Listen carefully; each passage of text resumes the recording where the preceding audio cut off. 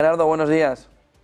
Buenos días, José Antonio, ¿qué tal estás? Bueno, ¿cómo ves la situación de mercado? ¿Cómo ves ese entorno después de las caídas de ayer? ¿Y de verdad hay argumento para pensar que el mercado puede entrar en una espiral bajista? Sí, vamos a ver, puede entrar en una espiral bajista, hablamos en principio solamente de Estados Unidos, por algo que hemos comentado y yo creo que la gente que nos esté viendo en estos momentos, si nos pueda seguir más o menos los martes desde este canal, no les puede llamar la atención porque venimos poniendo el acento en el SOX, en los semiconductores. Ya hemos comentado en varias ocasiones que hay algo extraño en el mercado. Es decir, tenemos a una renta variable estadounidense que ha venido cotizando en subida libre, lo que son los índices tradicionales Nasdaq, S&P 500 y Dow Jones, y por la parte tradicional Nasdaq 100 y Composite, y un SOX que han sido el auténtico motor del mercado que desde que marcó máximos en julio del año pasado. Fíjate, es esa línea roja que se ve en el gráfico semanal que tenemos. Desde entonces ha seguido subiendo el Nasdaq y el SOX no ha ido acompañando. Eso es una divergencia. La cuestión es que cuando tenemos estos elementos, sabemos por teoría de Dow que estamos en zona de giro potencial.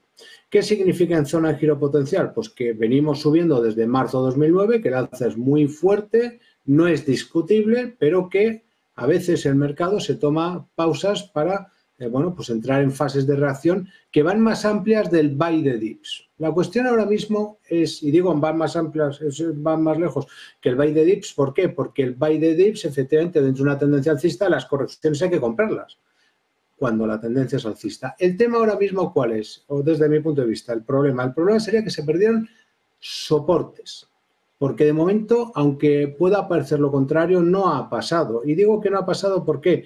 Porque es verdad que el SOX sí ha caído por debajo de esa zona de los 4.770 puntos, el Nasdaq Composite de la zona de 18.800, y fíjate que la cuestión ahora, desde mi punto de vista, es las otras partes del mercado. Las otras partes del mercado, ¿cuáles son? S&P 500, que pierde la media de 200 sesiones, algo que gusta mucho al mercado, pero queda el Dow Jones de Industriales, que es ese índice que nadie mira. Y nadie mira porque andamos siempre perdidos con el S&P 500. Fíjate cómo el Dow Jones de Industriales ha llegado a la zona 41.800, ayer dilató hasta un poquito más abajo, 41.600 puntos. Desde mi punto de vista, si el Dow Jones se incorpora y rompe esta zona de soporte, es decir, los mínimos de ayer, y, esto es importante, lo consolida al cierre de vela semanal, es decir, este próximo viernes, las probabilidades de que la caída siga y que estemos ante algo mucho más serio se elevan de forma exponencial. Si el mercado quiere darse la vuelta, desde mi punto de vista, tiene que ser más o menos por aquí y no ha de consolidar esta ruptura, porque el problema no es que se rompan soportes, José Antonio, soportes se han roto en muchos momentos del tiempo dentro de un alza tan importante. Piensa además que si yo veo un gráfico de largo plazo, esto es la crisis del 29, esto es todo el lateral que tuvimos en los años 60 hasta los años 80 con la crisis del petróleo, este es el crash del 87, crisis.com, crisis subprime, crisis COVID. Esto que vimos fue una corrección, la crisis del COVID, de un mercado alcista. Ahora estamos aquí arriba. O sea, fíjate lo difícil que es decir en qué momento entramos en fase de reacción, en qué momento realmente tenemos una corrección. Claro, si entráramos en fase de reacción, ¿cuál sería? El movimiento nació en marzo de 2009, porque hay algo que los inversores han de tener en cuenta. Yo, con esto, al revés, yo hoy me muestro alcista, cuidado, que quede esto claro, porque las dudas las he venido mostrando desde la divergencia del SOX. Pero lo que sí que digo es, si se confirma la ruptura de soportes, aumentan las probabilidades de que estemos ante algo más. Y recuerdo a los inversores que el alza nacida desde marzo de 2009, que es el suelo ortodoxo de las bolsas, no ha sido corregido. Es decir, que está pendiente. Esto sería como decir una obviedad, pues que nos vamos a morir.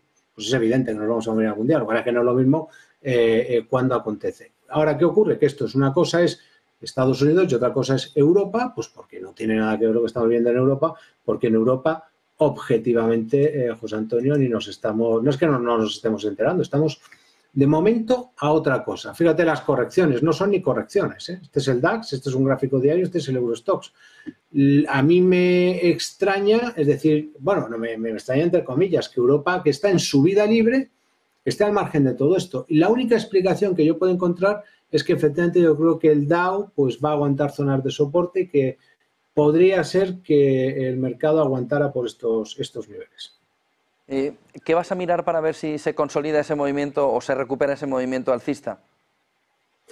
El hueco, muy buena pregunta, pues se me había olvidado comentártelo. El hueco que abrimos ayer.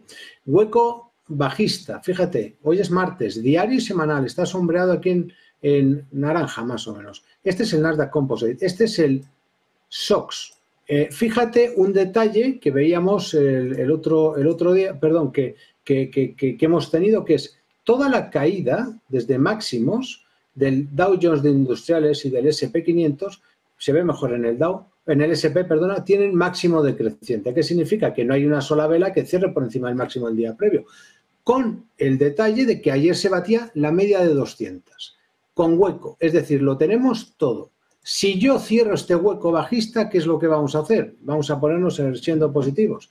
Pues vamos a cerrar el hueco, volvemos por encima de medias, tenemos la primera vela que cerrara por encima de los máximos de la vela previa porque hemos cerrado el hueco y además, esto es lo importante, el Dow estaría dando soporte. En definitiva, desde mi punto de vista, el hueco que abrimos ayer, para concretar zona, 5.770, siempre con un filtro, 80 puntos del SP500, en el caso del Dow estaríamos en la zona 43.000, etcétera, etcétera, con el resto de índices, porque todo el movimiento lo importante es que sea convergente, es lo que al menos a mí me interesa, no que unas partes vayan en un sentido y otras vayan en otro. ¿Por qué? Porque eso lo que significa pues que hay una controversia y que el mercado, bueno, pues no anda bien, ¿no? Pero bueno, yo creo que esa es la principal guía que tenemos ahora mismo y vamos a ver qué es lo que pasa. Pero claro, si esto acontece, piensa otra cosa. No vamos a tener un cierre en vela semanal por debajo de, en este caso, de lo que sería el Dow Jones de Industriales. Un último detalle ya para finalizar. Los máximos que marcamos no hace mucho, en el caso del SP500, fueron del 19 de febrero. Fíjate cómo no solamente se marcaban máximos, los habíamos marcado con anterioridad, pero observa también el detalle, cómo el Dow Jones de Industriales tampoco acompañó. Es decir, el mercado, insisto, se va reordenando. De momento está, vamos a ver, razonablemente tranquilo en Europa y en Estados Unidos, pues digiriendo un poco el shock, porque no estamos acostumbrados a verlo caer, no, y mucho menos liderado por las 7 magníficas. Antes hablábamos de las 7 magníficas y ahora es como que, bueno, pues como que esto de la IA y todo este tema, pues como que pasa a mejor vida, ¿no? Gracias, Gerardo Ortega, analista jefe de Tribe. Buen día, buen negocio. Buen día, fuerte abrazo. Hasta luego.